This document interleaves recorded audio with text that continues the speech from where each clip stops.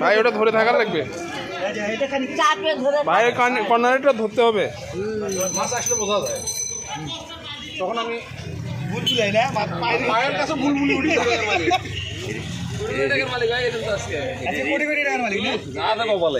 মাছটা দেখে তো মজা লাগে আসলে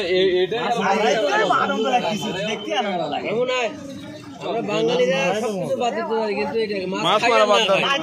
মারা তখন মারিয়ে আসলাম।